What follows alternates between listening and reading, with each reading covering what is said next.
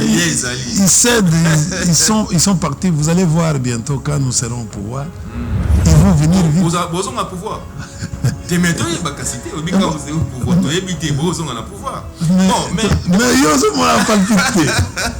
mais c'est parce que il y a une alternative à part Bissot. Bandekoyo et Aïe de Pes va échouer sur tous les plans. Mais quand on vient au pouvoir, il faut avoir ce qu'on appelle boussole. La boussole, il y a un moment où tu pas. Il faut 10 ans pour en faute. Na minito, Moutassa Sali 40 ans, 50 ans en Dako. À son bandako, même avant le bout, mais yo owe kubuka eloko lelo.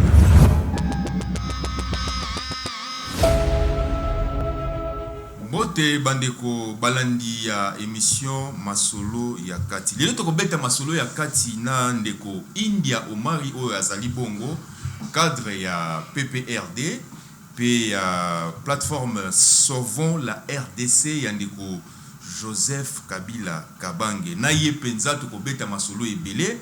Masolo ya makambo etali arrestation ya ndeko Vuvu Marley oyo bautaki ko enlever mokolo ya hier et pas ya ba biso balabi et pas ya bato ya parquet ba mimaki yeso ki pe na casier judiciaire selon ba information tozana yango jusqu'à présent to ebité bakangeli enini ba solo wana tokobeta yango penza na kati ya émission na biso tokobeta masolo ya dialogue tokobeta pe masolo ya changement ya constitution pe masolo ya PPRD toyeba PPRD est-ce que ekufa to pe ezali mbote ndeko India Omar mbote fiston Kamanda to sepeli ko yamba na émission na biso kasi tulingaki toyeba nanu santé ya PPRD boni santé ya PPRD ekoyoka na lisusu te toyebite PPRD ekufa non mais PPRD ezali PPRD ezali tozana biso tozobunda ndenge ba parti nyoso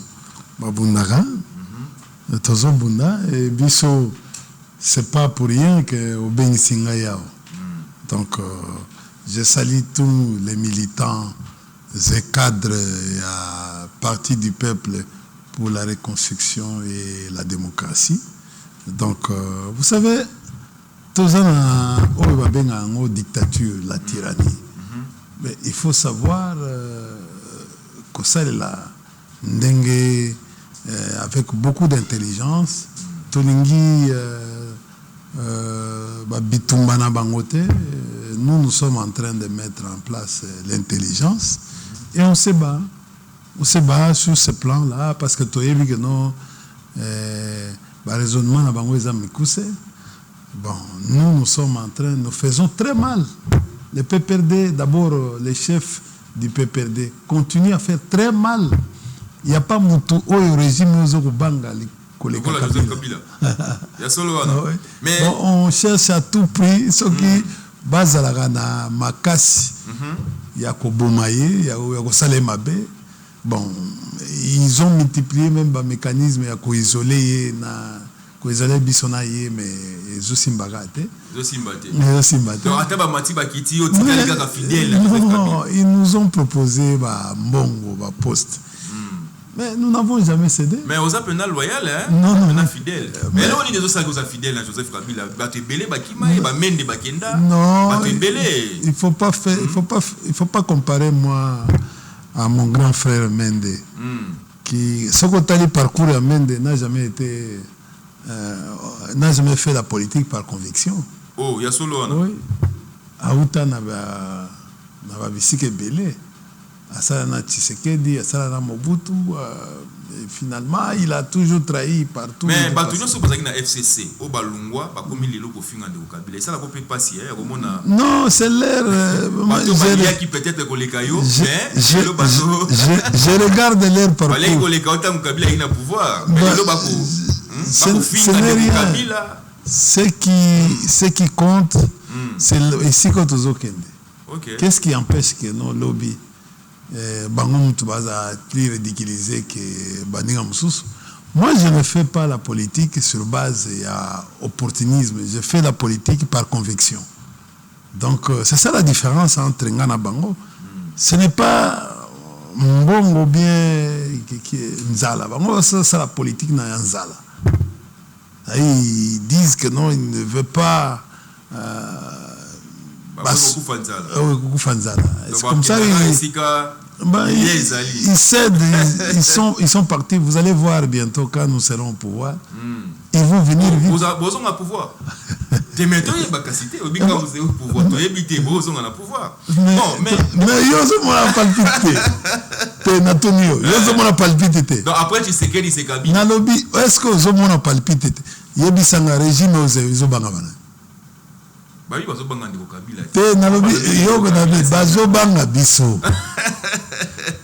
Ils peuvent même accepter de coopérer avec Kagame, avec Museveni qui agresse la RDC, mais pas avec Pepe. Mais c'est parce que il y a une alternative à part Joseph Kabila. À part Bissot. Bon, mais c'est ça, Moni Moutou, ce qui, au fait, Zoko Bangayo, il trouve toujours baptisme, soit à diaboliser, si on diaboliser Simbité, Talalelo, Moni Kobuka na Biloko Bazbe, Bamomo Bazoko la population comme le Bac, non, vaut mieux Kabila Zonanaïka. Donc, Babuki Biloko ya bato, population Limbia, comment réclamer Kabila. Maintenant, ma solo ya arrestation, arrestation est comme belé, ne komina ko ne ko ayiko lo baboué. Deko Shadari, esika bazali eyebanité. Kasi toyoki puna bakangi lisusu ndeko Marley Vuvu. Oyazali bongo membre ya C64, oyazali justement plateforme politique il y a opposition, mais ndeko India toyambio awa justement pona tolobela pe makambo ya ba arrestation arbitraire. Est-ce que arrestation ndeko Vuvu Marley ebangisi yote? Non, eko bangisa mutu. Nous sommes dans un régime qui est à la fin de son règne. Regardez quand le maréchal Mobutu était en train d'aller vers son déclin. Il a multiplié Bilokwana, Ibou, Bilokwana.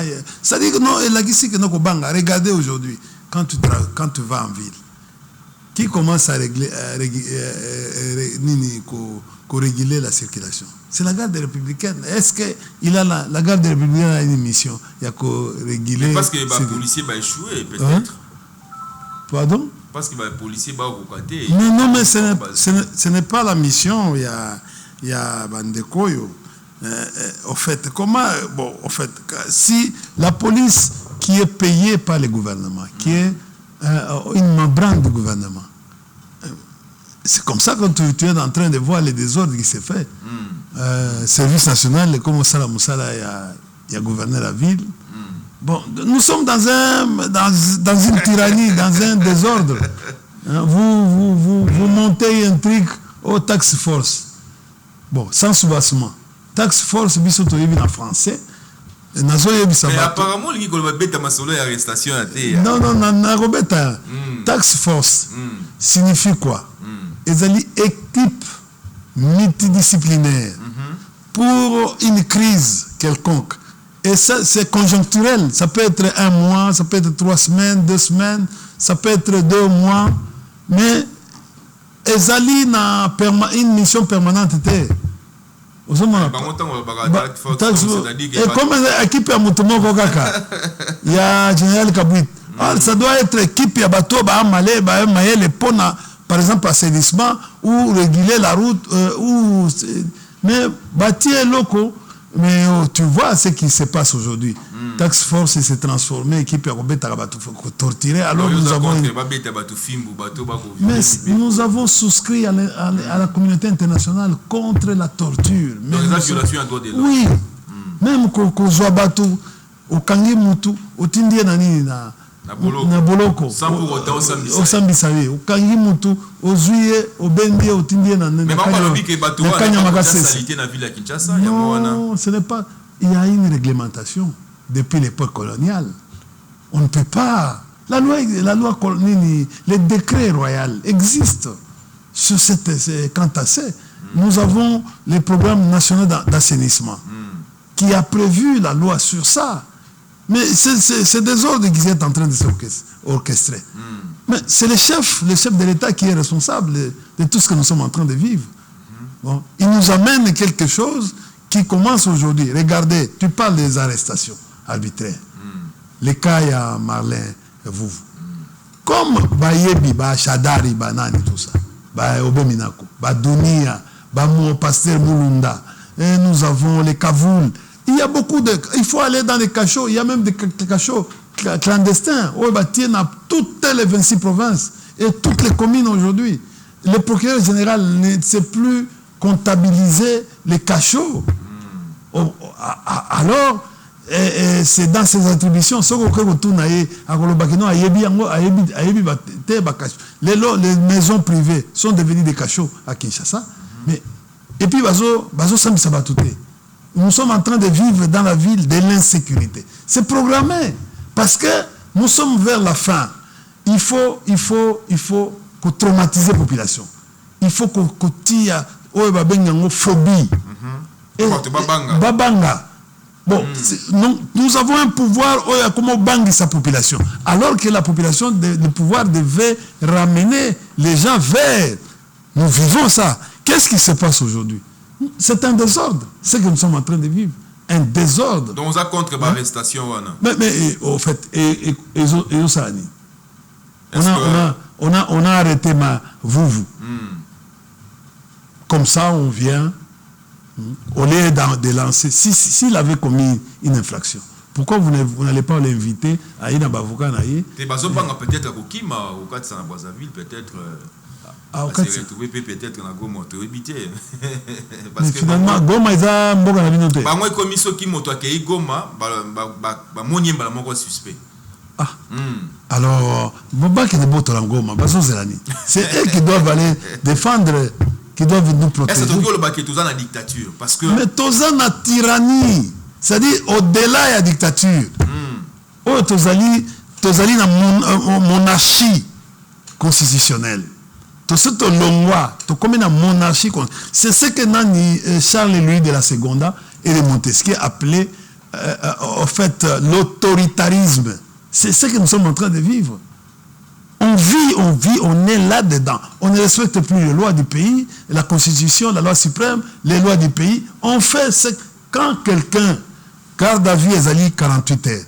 Yoke au Chadari a sali déjà presque 10 mois. Donc, mais j'ai dit, bon, on a auditorat.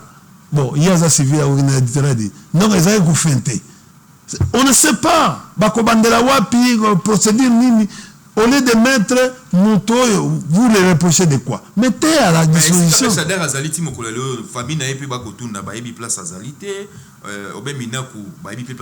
Mais pourquoi peut perdre même pas marche? Non, nous sommes en train d'exiger libération. Cher ami, le karma existe. Tous les hommes ont le pouvoir. C'est la peur. C'est la peur. C'est la peur. Donc, j'ai dit, Nazoloba, je suis sérieux. 2028. Awa tozozela mama kamunyo sokutu babilo kwa ba dialogue biso intéressé bisote. Ya solo wana. Mais je te dis. Biso za élection de élection même au Sama Mussolini parce que négociation. Mais sauf que ça limité. Il faut gagner malobaki. Ba kokende. Tozo omoni toza na deux processus. Telo ba liboso ezali mi-novembre. OK. Tozo la mi-novembre. Les conclusions, c'est-à-dire la finalité est mi-novembre. Il est au niveau de mi-novembre.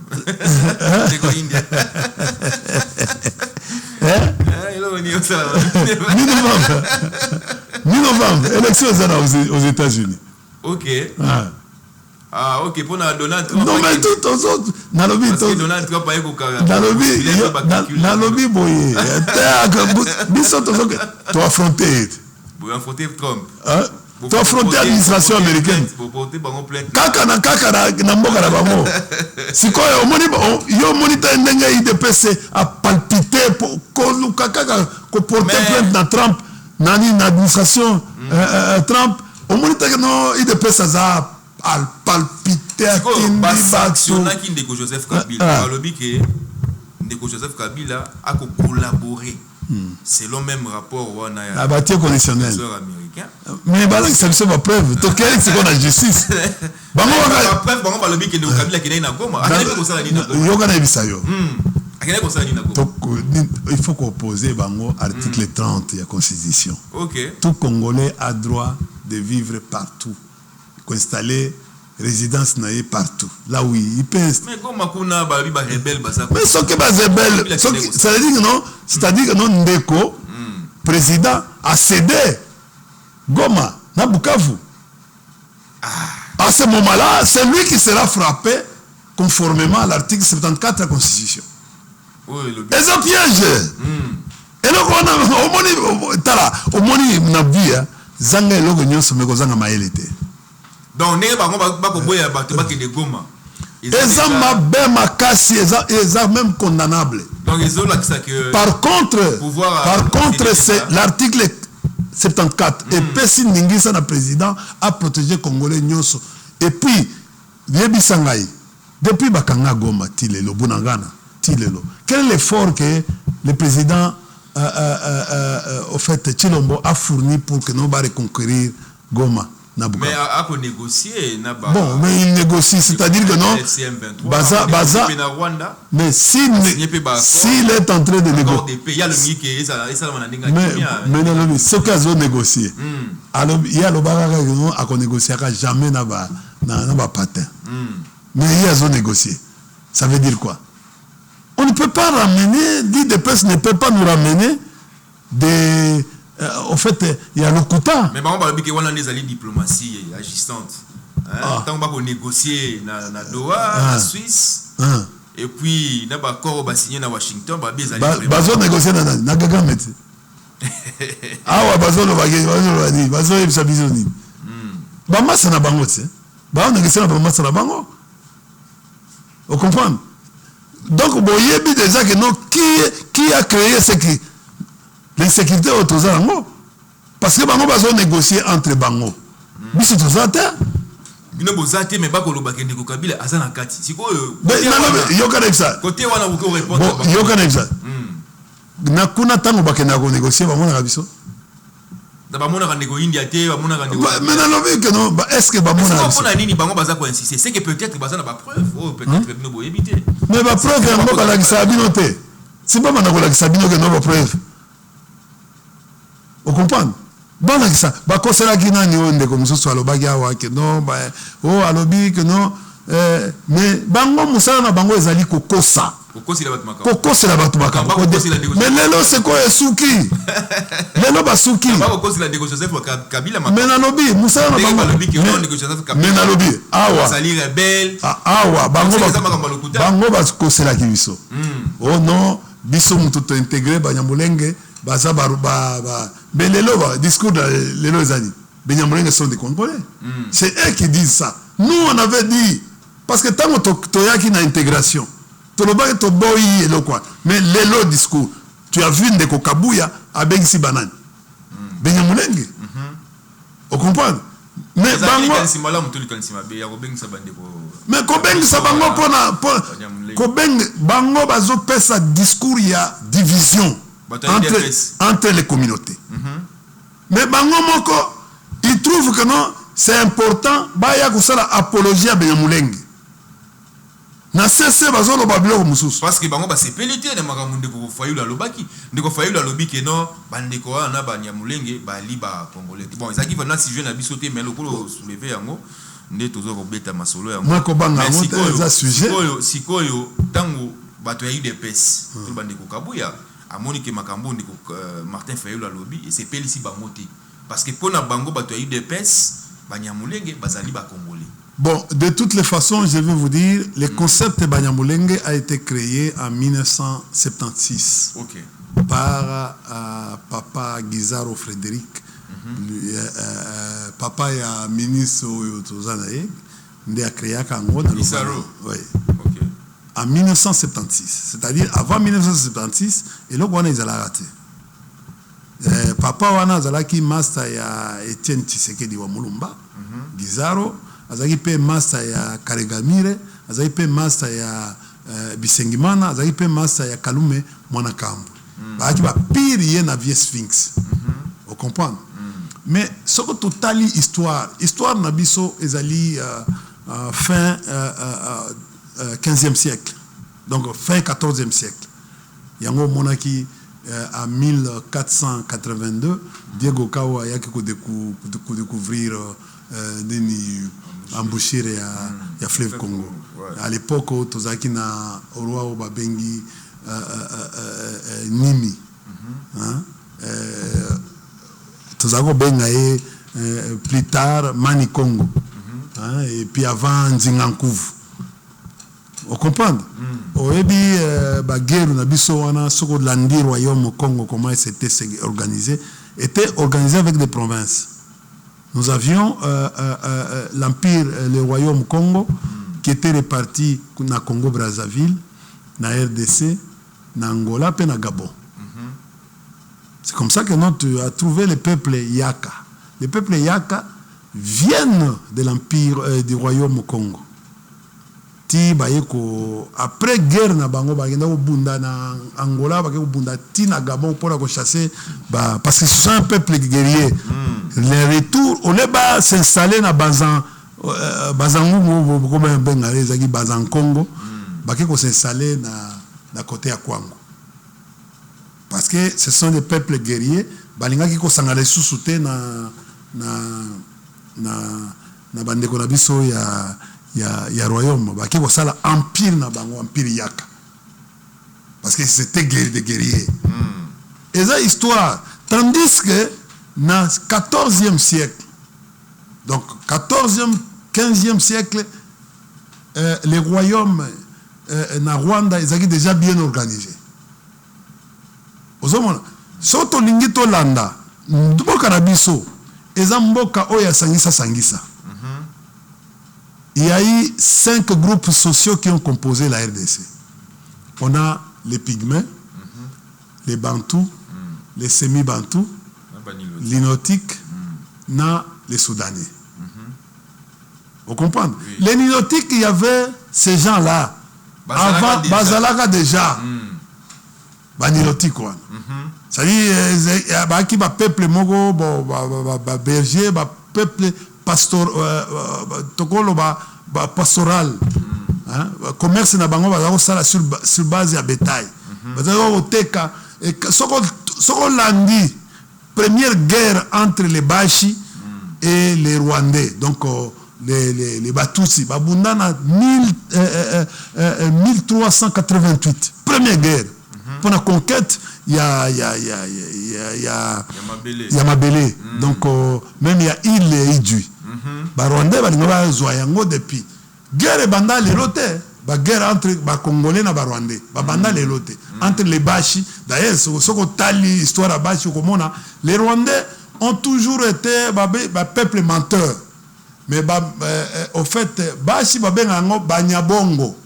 C'est-à-dire aussi ils tirent leurs sources sur base mais c'est quoi entre Bashi na tous bayoka na rati parce que le peuple le royaume il y a Rwanda ils sont composés en majorité par les Tutsis.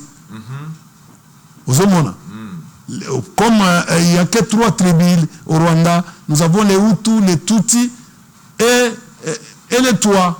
Les Tois sont des Pygmées qui prennent les Pygmées Bazouaka au fait Sud Kivu, Nord Kivu et Ituri et une partie à Ituri et naba Pygmée wana bafanda na banilotique ensemble ils ont pratiquement bakola na banilotique ensemble. Donc au fait notre histoire elle est tellement riche elle est même cause il y a un problème autour nango et ça cause autour benango cause ezali problème anthropologique. Nous avons une crise anthropologique. Il faut que les gens en fait se mettent en fait histoire se mettre il y a quoi expliquer parce qu'en 1891 les Nilotiques étaient chez nous alors que biso tolobi na loi na biso tout peuple qui s'est retrouvé avant 1960 baza la nationalité congolaise. On moni makambo alors que le concept à Banyamulenge est hier dans 76. Donc oui en fait non un nom peut être attribué au dépend tous les tribus nous sont dans le Congo. Ils ont répertorié sur les 450 tribus. Par exemple, chez nous au Maniema, il y a des tribus qui ne se retrouvent pas dans les 450. Mais il y a un monté des accords. Il y a un monté empêché que nous sommes congolais. Donc, ndeko India a lobby que ndeko na biso ba Nyamulenge baza ba congolais. Alors d'ailleurs c'est fait, il faut débat on sur débat moko éphémère. Terre à terre. Exact débat terre à terre. Nous avons la loi, l'article 10 c'est clair. La loi sur la nationalité dit que nous avons la nationalité d'acquisition et la nationalité d'origine. Bon, ce qui l'État appelle ça que la nationalité. On est déjà congolais. Dès qu'on a vu ce tour à Koufa qui a nani ozaki na ensemble dans azaki libanais moko. Ah, libanais. Nazem. Mon pote appelle ça une nationalité. Azaki comment qui azaki d'abord président ya libanais et puis aye ko koma azaki congolais. Congolais, azana passeport congolais. Le régime et na biloko ya terre à terre. Des bezaka ya Banyamulenge te, bande ko na Rwanda, mususu ba uta na Centrafrique hein. Mais ozolo ba e bongo babembe. Babemba. Koza parti moko e uta na Zambie, parti moko tozana ngo, tozana bango. Parce que c'est tout à fait normal, tu vas entourer dans 9 pays frontaliers. L'empire Lunda. Nous avons l'histoire de l'empire Lunda qui prend la Zambie, qui prend l'Angola, qui prend la RDC. L'empire Congo, le royaume Congo, des Zingankouv. Au Mani Congo. Il prend l'Angola, il prend le Gabon. Nous avons Bateke, il y a Gabon, nous avons Bateke, il y a Angola, nous avons Bateke, il y a Congo Brazzaville. Nous avons les Soudanais ici qui sont au Soudan et qui sont ici chez nous. C'est une histoire. Nous avons les Wangwandi, il y a Centrafrique, il y a Kotoyo. Donc, ezali babilo komoko régime oyo pona koluka ko diviser population. Moi na ali congolais mais koko na ya vandaka kuna na Centrafrique. Mais toza awana na lobi tango tokimanga na Brazzaville. Tolikana awana Kasangulu. Mais Kasangulu goza ba mususu baza côté. Ba Congo mususu baza Brazzaville. Nous avons c'est biloko wana il faut que régime oyo Aoluka a tiré la ficelle. Atika biloko wana parce que a créé implosion ya mboka. Et d'ailleurs les premières causes autour sutoloba. Tango dialogue, vrai dialogue, ya communauté internationale goya. Yoya. On comprend. Biloko toloba yango wana parce que bato ba yena ba makambo wana ibango wana. Et ça régime oyo ayena makambo ba division. Lelo yemoko ayaki na makambo oyo ya kotinda ka bato ba fingana. Mais aujourd'hui il est victime. Tout ce monde s'est caillé. Parce qu'il a attisé TikTokers pour nous finir la bateau. Mais c'est quoi, on va commencer à bango. Bateau nous va commencer à bango. Pourquoi? Parce que comment nous tanga. Tu te dis que nous tanga. Beaucoup comment à un niveau il y a kotindaka les semi-lettrés bah que nous finir là. N'a pas étendre que. Mais comment vous voulez les gens pour gérer les quoi à faire ango. Pourquoi? Parce que, bon, ils pensaient que non, ils pourraient tirer les ficelles. Mais pour qu'il y ait une vraie cohésion nationale, est-ce que ils ont un dialogue? Il faut que je sais pas. Il faut pas donc, dialogue, mais ça, tu sais que. Il faut pas. On vous a toujours dit. J'ai dit, on vous a toujours dit, et pour s'imbattre. Au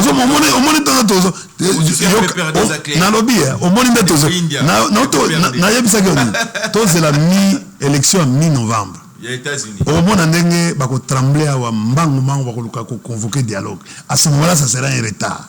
Mais ceux qui va convoquer dialogue, avant. Tout va convoquer là, au mona. Mais na lobby yokana même na 64 ko mona 64 ko baluka nalobi tozokende te fiston nga nalobaka biloko pamba te omoni awa batutu bafandi gume bazojimele parce que omoni nani oyo Boulos Massad aza na magasin moko ya immeuble azaka côté ya soko ngozi kenzelaba grand magasin wana ba immeuble na mall immeuble moko ba magasin ba immeuble zaka nene côté kuna aza des magasins ba intérêt na ezali awa oui Massal Boulos, c'est un Libanais naturalisé américain. Yem toye na ba kopo oyo. Même ko condamné. Ba sanction. Mais yem toye. Kalami itezo ba les ba sanction. Ce sont des choses achetées. Yango moni que notamment Kabila bandi attaque bango tout baza KO parce que ba ko dédommager Kabila na babiloko wana. Vous comprenez? Et parce que Massad Boulos akoloba nani akoloba mutoyo o batoyo bastandaki po babiloko wana. Vous comprenez? Ceux qui kasi ba bimisi ba photo o ba ko bimisa na internet ba moni ndeko Kabila na Goma. Est-ce que yango tende zali ko mais awa bakutani na Suisse na Doha. Bandeko AFC na bandeko ya pouvoir. Mais à ce moment-là yo nani tokolakisa yo nani oboya Kagame tokolakisa ba eza ba preuve kutu ya biso ndeza bi tokolakisa na ba preuve oyo basala ba contrat na bango Léoné de 3 contrats wa tilelo ya Rwanda na RDC oui tilelo ba contrat on est suspendu eza révoqué bon je dis eza révoqué mais eza match kwata arbitre Azali Baba avec sifflet. Mais Jésus de tous Azali avec sifflet on a vous êtes d'accord pour que dialogue est salama parce que les politiciens n'y sont pas dialogue est convoqué par la communauté internationale. Mais tu me sauves mon Gambouana. Mais parce qu'il était. C'est un problème, il y a dialogue. Je suis spécialiste en cette matière. Quand il y a des différends, il faut il faut d'abord prédisposer pour la kimia. Et puis il faut être sincère dans la sincérité. D'abord, condition sine qua non pour la réussite à dialogue, il faut Moutou Azala d'abord prédisposé pour dialoguer. L'IDPS n'est pas prédisposé pour un dialogue. L'IDPS est prédisposé pour la Kouroula Kabatou. Et puis vous pouvez aller au dialogue. On prend des décisions. Mais si ces décisions ne sont pas appliquées, à quoi sert le dialogue?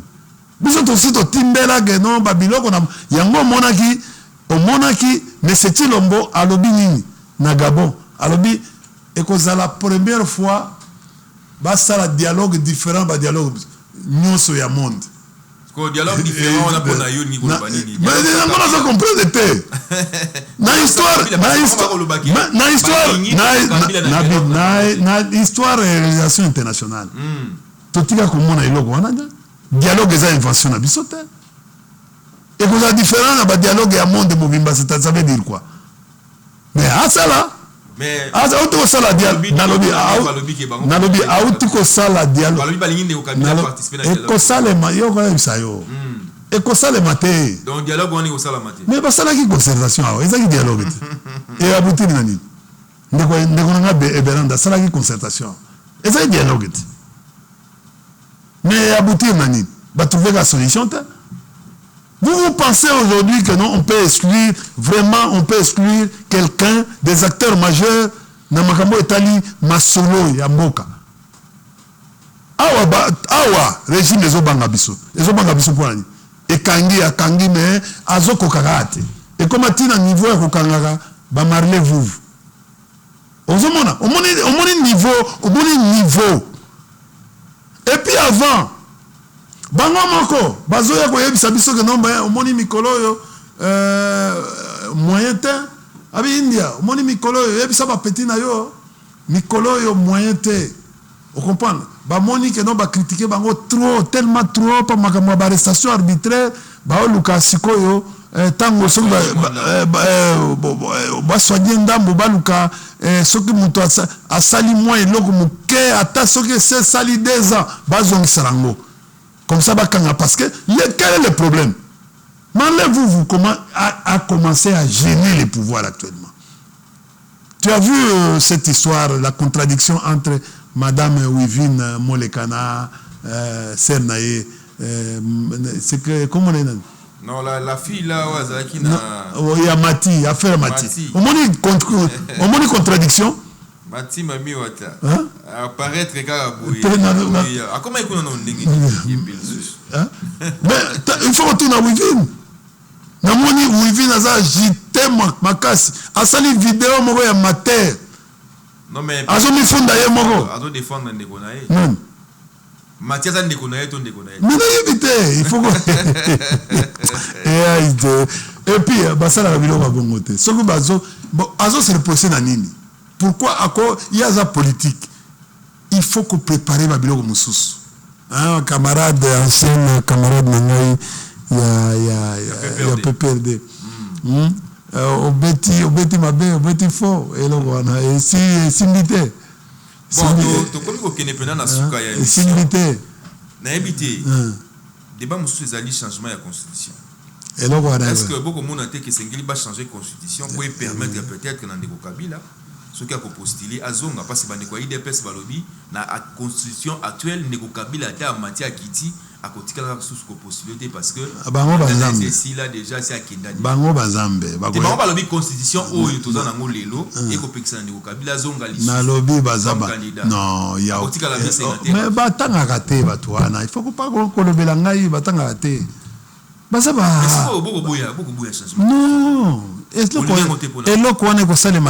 n'a pas été prévu dans la Constitution. Ça n'a pas été. Il y a ce qui a été prévu dans la Constitution, c'est la révision. Et la révision qui a été prévue, Balobi, ce qui est état de siège, état de guerre ou état d'urgence, Constitution, éco se réviser à mettre. Pas ces conditions. Et le balobi banani bako initier l'initiative de révision. Président Yemoko azoko banga pona nini. Soka lingiro ko réviser. Asala azo initiative mais Yemoko azoko banga ko réviser constitution. Pourquoi? Parce que alobi mboka eza na guerre. Bon, mboka déclarer guerre à l'unité. On s'est conformé. Mais pourquoi azoko yana ba discours sur la division? Alors qu'il s'assume, c'est tout. Il doit s'assumer. Nous demandons à ce que le président de la République s'assume. C'est tout. Nous, notre problème, c'est que le président s'assume. On comprend. Au moni eloko constitution, regardez comment basali loi référendaire. La loi référendaire au basali bango bazoko kate. Président Batingo lui au parlement est voté donc Assemblée nationale na Sénat va voter loi. Mais loi wana Batingo lui. Vous comprenez? Tant que Batingo loi wana, ce que tu dois faire c'est quoi? C'est de peut-être ce que Kokoso ezali, c'était de ramener cette loi au niveau il y a une seconde lecture. Il y a tindi loi wana na ba sa vie conforme. Avis wana balobi loi wana eza conforme mais sous réserve de pratiquement la moitié à l'article. Donc ba sakani pendant la présidence. Voilà qui c'est que non musala ba sala ki wana c'est comme si le président n'a pas un cabinet. Est-ce que on comprend? C'est comme le président mais Moussala est président. Mikolo Nyonso, Azomeka, Azosala eloko pour gagner temps. Mais on a tout yebiso. A gagner temps les sous Parlement Gozonga quand? Gozonga le 15 septembre si je ne me trompe. Ah bah, Soka Gozonga le 15. Mais élection qui va garantir la survie à Mokanabiso. Ils allaient mi-novembre. Il y a les États-Unis. Pourquoi? Parce que tu gagné d'abord eloko ya liboso. Tu cassé eloko. Eloko ezoso wa bango yango wana parce que Kabila au niveau ya congrès, on comprend, a cassé déjà eloko na biloko na bango ba to sala wana ya contrat wana. Tu as suivi que le congrès aux États-Unis et boy biloko wana. Quelques sénateurs, hein, bah, cause à non, bah boy, c'est la majorité à congrès, bah boy, biloko wana. Pas mon clair, contrat. Bon, il y a un conflit, il y a c'est-à-dire la diplomatie à Kabila ezole qui la bango ça biloko nyonso bazo sala Kabila azo déjouer le quoi. Mais conflit yango wana. Conflit même avec Kabila yango wana. Bazo ko gaete Kabila zana lobby a changé constitution. Avant sa mandat na ebo a changé kasi bino peut perdre beaucoup ça la nini constitution éco changer vous avez cité non maman kasi eza makambo ache omoni parti bakangi minako kuna bakangi ça problème bakoka na bato nyonso non nous sommes forts papa nous sommes quand même système non nous sommes forts omoni tozali neti ebembe ya nyoka esilaka son moteur et c'est la raison moderne. Biso awa omoni d'abord bango basali bien. Jour to ko lamuka, eza mukolo moko. Et puis makamwa pe gosi la wana. Mais bato mususu pe balimbi hein. Banani perdre. Non, bato baza makasi. Ebele balungwe mais non, nalobi yoka. Ebele pe bakoti. Oh, mususu ba ko kota. Mais nalobi ebele bakoti ya ko. Mais là il nazala tous les jours. Ce n'est pas un problème. Siège, Diomaye. Obi eloko salemaki na Sénégal. Bakangaki siège Diomaye. OK. Na enani oyo comment on Sonko. Sonko, oui.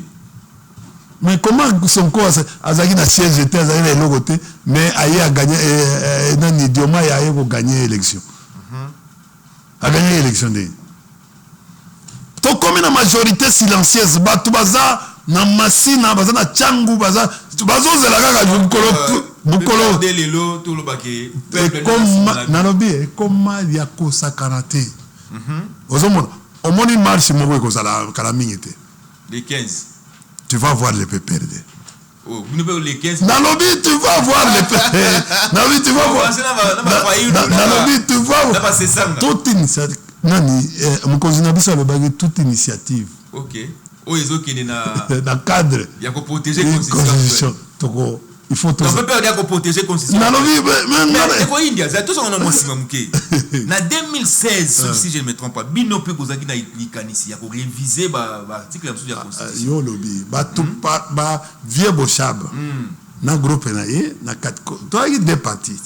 Quoi parti moko de commence à la cour to récolter qui ba nalobi yo kala pas changer il pas ngaki pas changer nalobi kozaki groupe on n'était pas à l'unanimité pour tout changer le quoi de Kabila zako lingate. OK soki nazo kosa yo bokolo yo ndeko kengo ndeko Kabila yake pa ndeko kengo témoin na ngai professeur Ngondankoi bayaki na professeur Ngondankoi bazalaki le président Kabila nani président nani premier ministre Kengo Ngondankoi tunaye président Kabila ayebisi mutozaki le liboso ko yeba secret que non Kabila ako respecter constitution c'était Kengo adon soki nazoko sa tunaye.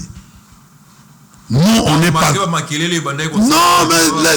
était le premier. C'est pour cela que nous, ce jour-là, je suis en train de faire des meilleurs témoignages. Ayebisi Kengo. Basa la loi Oyo, Bapesaki. C'est Mouto a rédigé la loi Wana, il s'appelle professeur Ngondankoi. Oh, loi nani, vieux, comment on est, sénateur Oyo, Zaki Moutaba journal. Nani, comment on est pensa et Kimingai? Via Muluba ya je crois Mbujimai. Nani Muluba Mbujimai. Moi si n'est pas un député, il y a Chango. Mbinga Mobi. Vieux Mutushai. nani mutu comme on a mutu shai nani vie nani ouais denga deuxième combo na yewa toi sénateur honorable sénateur aza journaliste un ancien journaliste. La loi mutushai nani comment na yebani na Kinshasa mutu journal écrit hein. En tout cas, comment il y a un journaliste qui va. Mais quand ça journaliste, c'est qui va. Non, mais il y a des moments où au côté je crois moi c'est na Ketia quelque chose maman Ketia. Nani. Ah oui, je vois. Tu as nani journal na yeko na côté nini. La moni déjà, la moni Azaki Pek je crois rapporteur na Sénat. Oui, vieux à Mounene Mkouse Mutinga. La loi Mutinga. Ok. Mais c'est comme ça que nous, vieux Ken Wapesi, et l'Okoana, nous t'as rédigé l'Okoana, et ça, on a quoi, et pour ça, on a quoi. Ok. Bango ba yebaki déjà avant même que nous battons PPRD, FCC, ba yeba l'Okoana, que nous, Kabila, à Kosongela, mandaté. Ba yebaki. Vieux Ken Wapesi, je suis en train de te faire des témoignages. On comprend. C'est pour cela que nous, plus tard, à Yebisaki Moutouaye, les filles, on a que non, bon, que copie, topé ça. Mais est-ce que, pour la bino, il y a PPRD, vous avez un pouvoir hier. Est-ce que, l'ikanisi, il y a respecter la constitution de Kabila Salaki, il y a peut-être que Kocha Moutounaye par la force, peut-être que Kocha Neti Shadari, topé akokepi kochape moto mususu ke andima ke ba résultat oyo ebima ki na ba élection yango ndeza la penza ba résultat oyo et que ça là que CENI est publié yango bon on a raté que quelque part ils a li moins erreur c'est non il a fallu au moni bandego balobaki trop il a fallu to mona gestion na bango on comprend bango bazana chance makasi parce que to bundi makambo ya code minier to bundi makasi bango bazolia misolo oyo ya motoki na biso mais bango balobi ki bino bosaki eloko te na bango basali eloko te bango bazazi mwanka balobi peuple a commis oyo ya usage unique mais ezokufa te à tout moment Yozela Mbola. Mais quand même, tu dis mappé quand même que de Kotiseke dit c'est vrai. Mais il y a pont nini yo. Bah moi était bata service national ou na ba kolongola ka basalite na. Ba longolani. Na ba caniveau quand même. Munzela oyo bakutaki wana. O ba bazongi si makambo afdel ya kala wana. Yo kana bisika. Non, nous avons lutté. Nous sommes un pays qui a souscrit à la lutte contre la torture. Oui bien au niveau international. Ce qu'ils sont en train de faire, ça sera punissable. Oui, mais je te dis, mais est-ce que tu sais que nous, après règne, la vie, il y a une autre vie. C'est quoi, vous vivez vie qui est opposant. Mais non. Mais est-ce que vous pensez, vous avez un pouvoir, il y a au mari, mais il y a comme opposant. C'est une expérience. Ok. C'est en forgeant, on devient forgeron. Pour acquérir l'expérience, il a fallu ça pour nous. Il fallait tout les canaux. Moi, ce n'est pas la première fois. J'ai déjà une expérience. Mais il y a ma casse. Ça m'a éduqué. Non seulement ça m'a instruit, ça m'a éduqué. Et je sais maintenant qu'il il a fallu ces moments. Il y a un bon moment toutes les offres qu'on nous a fait. Oh, comme au vice-premier ministre, oh, comme à Boye, ministre d'État, oh, comme à Boye, Zouambongo Boye. Mais qu'on se les dise, de Koindi, en tout cas, Tikali, loyal, peu fidèle, malgré peut-être ma difficulté. Non, mais non, ce sont des difficultés inhérentes à la vie de Konangaï. Bon, dans ça, on a combien de mamans? Moutali Bosso, Oyo, avant même ma vie, on a même débattu. Oyo, que non, Azana Bamas, c'est Belé, Ngambokuna. Et Zangaï. Vous tous, vous étiez en train de me soupçonner. Bon, vous pouvez s'en gâter 2 mois. Non,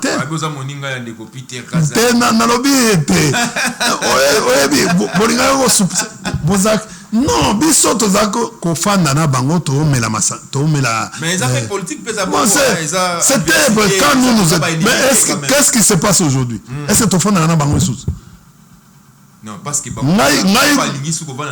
maintenant depuis 2022 tilelo nayebi kutu place bafanda ata on comprend tokutana malamo to pesana mambote tout ça moi massa ndenge tout ça aujourd'hui ils ont opté leur politique il y a méfiance alors que biso totanga na politique quand il y a la méfiance ça vous amène même à la confrontation c'est la méfiance la politique il faut faire très attention l'ennemi de la politique c'est la méfiance mais l'ami de la politique c'est le courage et l'intelligence et la subtilité.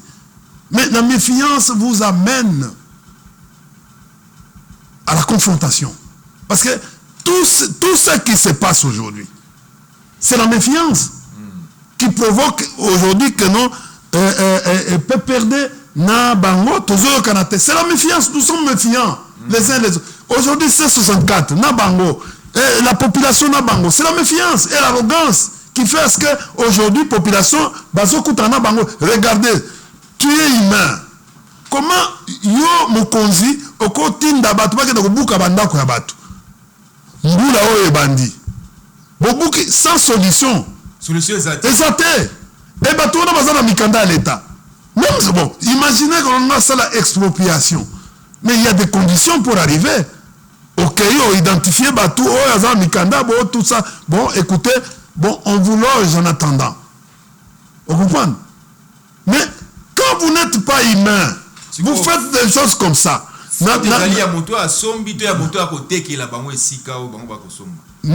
Faute, na minito, muto sali 40 ans, 50 ans nandako. Asomba ndako même avant Mobutu, nini, mais yo ye owe kubuka eloko lelo. Mais ndiko India, tomoni par exemple na Inga na Banda Lungwa. Basinga ya haute tension ya courant obi ke place wo aneza kapinza bapekisa ko tonga bandako na se obi ke ndeko kimbuta mais bazana mikanda bazana ndeko kimbuta pe tango ya zaka gouverneur abuka ka pe bandako yo kana bisa abuka ka pe bandako bango bako sala pe peut-être ka makambo ndeko ya mboka elo ngana nazoto mais eza comment église ya un type comment on ACK non église ya tata oyo Godempo, eza suni pour les babukite. Mais après les gars qu'on a dit, il y a combien les gars nani? Oh. Bon, nani ni na église à pasteur Mukuna.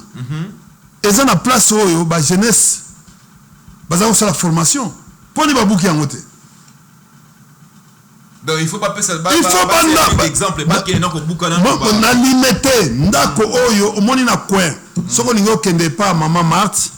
Na olingo kende pa ya vieux Mutanda place siège ya IDPS ezalaki kozaki kamwa eloko bâtiment ona oyebi mokolo nango tina habité mokolo nango mais pourquoi cette information pourquoi babuki yango te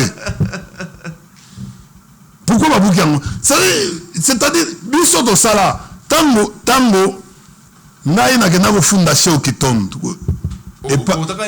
kena ofunda et pas chef pour na makambo parc de l'Ancélé mais le chef wa monaki qui nazaki na raison tango nazana ICCN atonga na parc de l'Ancélé oui l'autre mais on a obligé chef Kitundu directeur du cabinet ya chef mais on bayaki kubuka. Je suis venu avec un tracteur et un vieux André Kimbuta. On est allé, on a crasé toutes les maisons là. Mais rappelez, ça, il faut ça, qu'est-ce qui s'est passé aujourd'hui? Mais, autorisé, parc Wana, ils allaient pour couvrir la ville de Kinshasa aujourd'hui, parc de l'Ancélé, même le Nécopole, le Nakat, il y a parc. Il y a solo Wana. Il y a Basoda. Donc, parc. Il y a Ancélé, ils allaient pour Mobutu a créé Mobutu a créé un parc de l'Ancélé, c'était pour protéger les sites érosifs à Ville à Kinshasa. Batoye barangote, baké côté cimetière, bazo dotonga, batongi na mandak. Même est-ce que je crois que est-ce que oyebi que non la loi sur la conservation de la nature. Un jour on peut kobuka même na ngambo kuna. Parce que Ezali, il faut 50 mètres au-delà de 500 mètres Donc, oyebi mausolée à Papa Étienne. La loi sur la conservation de la nature. Et puis, c'est-à-dire que non, entre Nzela, c'est-à-dire cette partie qui viennent, on appelle biotope. C'est-à-dire biotope, il y a des animaux pour la transhumance. Et Pekisami, c'est pour cela que non pas que dans ce n'engamba pas que dans ce on avait laissé pour la circulation de la transhumance, il y a des animaux. Mais Baka Basali mausolée à Papa. Tu sais, il y aura des conséquences plus tard.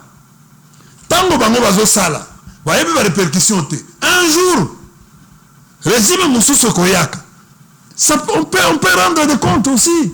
De la même manière, ils sont en train de faire aujourd'hui. C'est pour ça que je t'ai dit que non, attention, on a karma. Et là, ça risque d'être fort, plus fort. Donc, Bandeko, pouvoir protéger. Non, mais je viens de te dire, je viens de te démontrer. Nous avons la destruction d'une ville. C'est le lotissement anarchique et construction anarchique. C'est ça là. Destruction environnement, c'est ce que nous appelons en des termes techniques l'écocide. C'est d'abord, ça commence par là.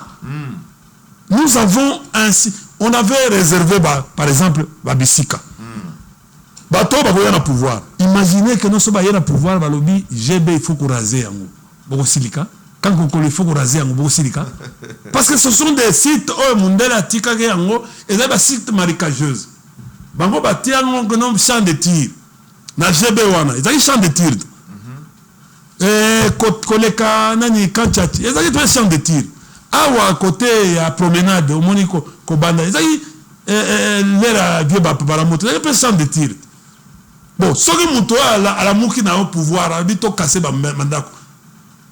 Combien on va troubler pratiquement la quiétude de la population. Au moins, ton commandant va pouvoir moko revanchard. Alors, il faut faire attention. Mais ce qui est une procédure normale. Oye, au Tali Mikanda, l'État m'a tegli batou. Bon, comme l'État a tegli batou, bon, tout ça la boye, mais nous on vous déplace. On cherche à créer un site Moussoussou, on vous héberge là-bas, on construit des maisons par rapport à mais ça se passe. Au Cameroun, on fait ça. Proprement. Pourquoi on ne peut pas suivre les modèles camerounais qu'on importait Yango Awa, pour salier le Kouan? Parce que c'est si tu es la population est construire dans le Sénégal. Ils ont exproprié, l'État a exproprié et à Longoli. Moi, je viens même d'apprendre que non, au Sénégal, place au centre technique d'enfouissement et où tu as ça éboulement et boumi batou. Vous comprenez? L'andi information dans Sénégal. Mais alors que l'État était bandi déjà qu'on envisageait que zongi sabatu na ba droit na bango. Donc faisons des choses proprement. Proprement, on est au salaire de règlement des comptes comme on est en train de faire aujourd'hui. Regardez Bakaya. Yo zana mbongo yo. Ozana mbongo ya kokende kosala kokende na garage na Afrima. Rien. Ngana za mbongo wana ta. Mais pourquoi ne pas kofongola na kati wana na Bakaya wana koyebisa ba mécanicien wana ba kota na kati wana basa manda kosala garage na bango na kati comme ça ba fongoli nzela. C'est-à-dire en attendant, c'est une solution palliative. Et ba kobeto no maboko bokangi clôture ya SNEL wana. Papa wana na rentrée scolaire. On naza parce que naza béton. On comprend? On moni babiloko ngai de pèse béton. Bon, ngai de pèse béton. Oui, mais la population. Ozomona dollar et le comment à 23 500. Moutoana garagiste on a besoin bateau bayaka na $20, $100, moins de $100. So aucun afrime. Balongoli ba garagiste on a bazaki na se bazaki na sima ya mbata wana na bandal. Oui. Quand tu sais bango place ba maman bazo sala bandunda wana comme ça bokaboli ba maman ngambo moko ba maman andunda ngam mususu ba garagiste wana. C'est une solution. Ti côté kuna bato akoko kawana ba bande au centre de formation au fur et à mesure. ozomona babuki ba terrasse ya bato ba barman wana ba komi ba chômeur to ebité oyebi babiloko esali mais yango ebandi déjà na Kinshasa na Matete kuluna ezongi lisusu makasi parce que bapeti wana oyo baserviraka wana bauti na kuluna te bapeti oyo ya biso wana na bano basala ba soso oui batumbaka bantaba tu regardes ce qui se passe à Yolo maintenant Yolo Sud molili bapeti na bazongi bakoma botola bato babi mikolo na Yolo sam yango na lobby bandeko na biso vous devez faire attention c'est comme 18h zonga na ndako parce que bapeti nyonso insécurité comme il y a aussi une fille là ba oto bomaye na je crois ba enleva ki moi na mwasi yango wana ma partie dans la famille ma partie quelque chose comme ça donc tu as photo naie donc baboma qui est paix à son âme yango wana tozali ko senga na bandeko hein ba jeune botika kuluna ezali malamu te tu sais que na Brazzaville oyo les gars qui na Brazzaville ba kuluna nyonso oyo bazalaki ko sala ko semer insécurité na Congo Brazzaville baboma ki bango babomaki bango soki yo moto okobomba kuluna na kati ya ndako na yo tracteur ekoya ebuki ndako wana ochombe azama toyebi te soki ndeko Tshisekedi asali makambo oyo papa Sassou asalaki kuna soki ekozala malamu to ekozala mabe on ne sait pas ngana nazalaki na Brazzaville na mois de juillet Brazzaville est comme un peto très propre on comprend na kamwaki kasi discipline na kamwaki et puis papa na pese mbote papa Ochumbe papa Denis Sassou Nguesso papa Denis mbote nazalaki kuto en face tango na bemi na hôtel bon ba lojaki nga na hôtel ba lojaki nga na pena na plateau en face na ye pena na go el moko nazo tambola na ngai kaka wana makolo tout ça bon vous sentez que nos Brazzaville respire propriété mabitu ko ya kala netia oyo esala soute na Brazzaville omona yango ba jeep kitoko propre mutuka to moni mutu azotambola na ville na mutuka pena omoni système matata ringa mema yango pona ko éliminer ba embouteillage embouteillage ozali mutuka esali au-delà de 10 ans vous importez matata la mutuka soki komi na 10 ans et ko importer yango te bo non matata za mutu mabe il faut to kanga ekaka bino boye ko importer ba mituka lelo bozo ko ka gérer yango te et comment ono pour une année boko sala contrôle technique même 6 fois donc il faut foutre contrôle technique même 6 fois est-ce que ça les marque même en France même dans mamboka nyo c'est ça les marque tu vois un mboka ya bouilli un pays comme ça qui un pays sans ordre un pays dans la tyrannie sur tous les plans bandeko yo ya IDPS ba échouer sur tous les plans mais yo kana bisa yo ndeko quand on vient au pouvoir il faut avoir ce qu'on appelle boussole baza la boussole te ya moni bazo te paté baza la boussole te il faut 10 ans pour na bongisa eloko nous avons laissé eloko yo babengi boulevard du 30 juin eza mobimba alors que la durée d'une route est de 10 ans ce qu'on kutuna ingénieur nyoso mais eza déjà au-delà de 10 ans depuis bongisa batonga boulevard ti aéroport yebisa ngai poni niyo yebi na kati ya ville ya Kinshasa ou na république oyo bandeko maréchal Mobutu atikela biso po maréchal biso sala ndeko tozoloba nano makambo ya pont yebisa ngana no pont moko oyo lunda bululu Mobutu atikela biso lunda bululu hein au comprendre zoka biso toye to arranger yango to bongisi yango deuxièmement omoni nani pozo biso no sali po bandeko wana wawewa wana ba utambujima po ba ya awa webi nani Lwange wana bato baza kufa mingi pont Lwange biso mutu sala ka tango sala pont Lwange bato mbujima ya ko bima na moto ayewa akomo lala na station likolo ya moto balo na station on comprend yo lobi yo batongi biloko ya béton nzela oyo ya pona kokoma awa basala yango comme défaut baso continuer kosala nzela oyo eza nzela nini vélodrome oyo nzela oyo ya GB basala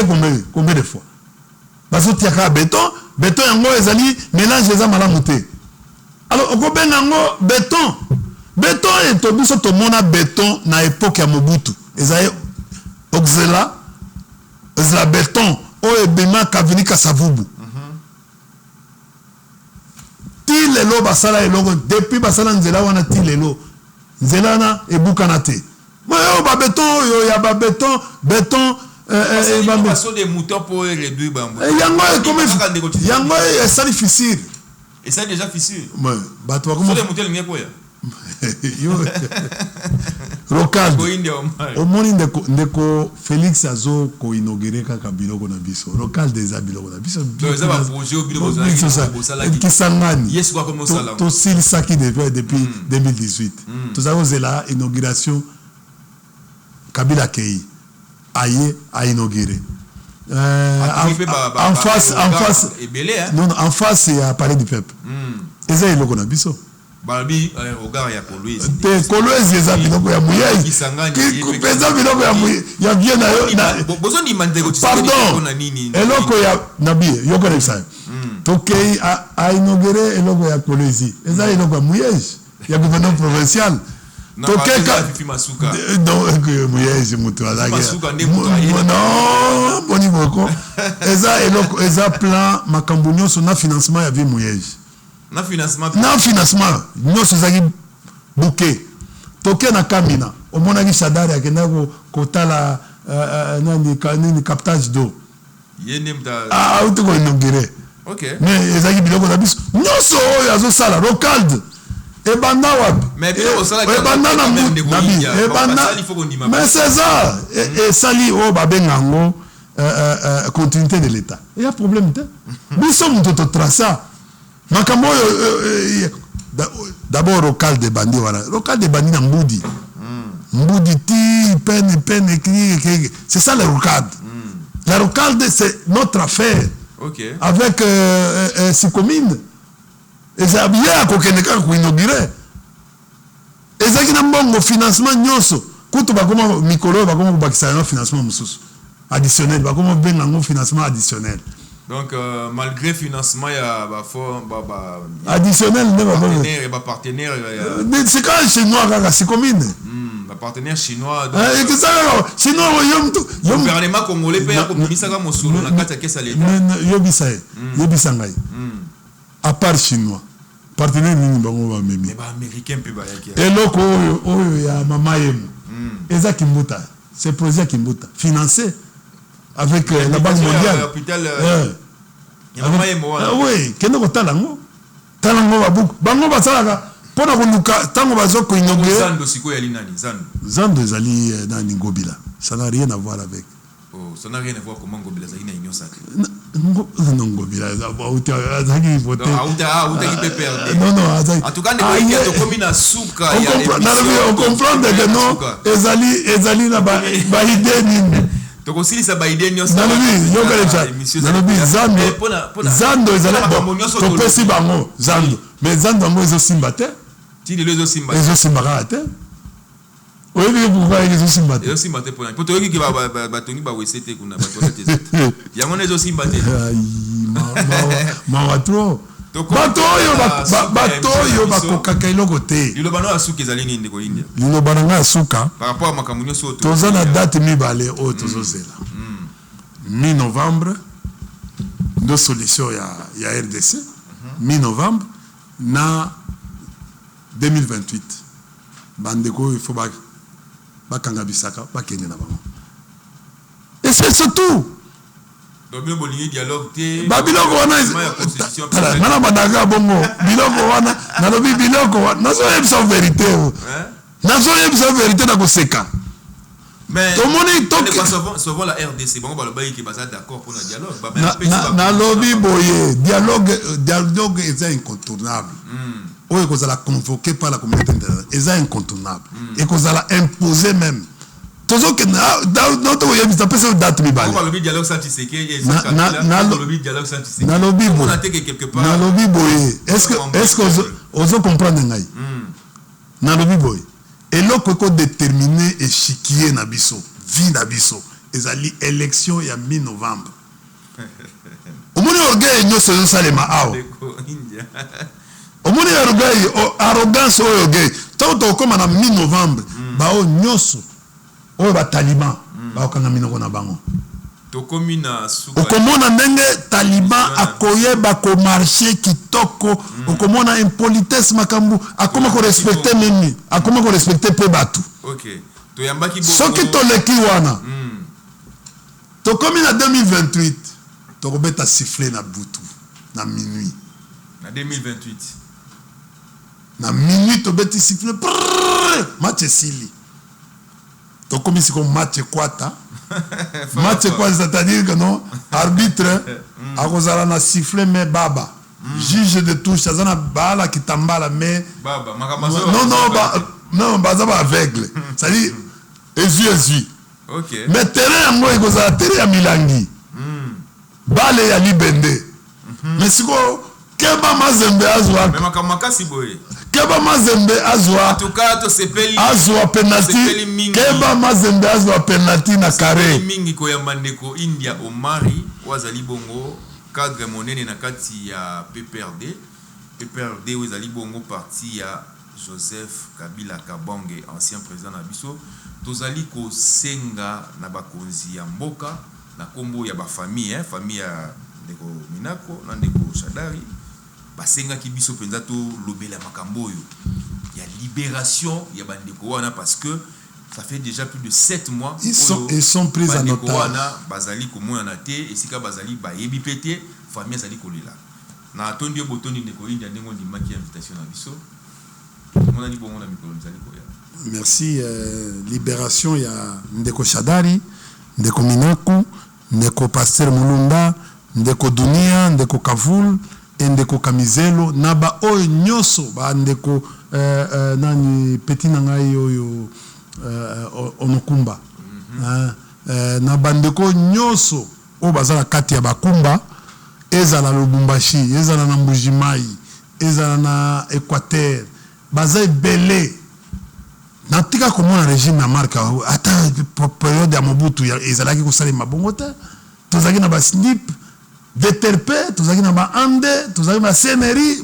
yoyo ya boye. Ezalaki bongo te. Ezalaki bongo te. Lelo na moni ba garde républicaine bakoma réguler nzela. Ah, kobanga.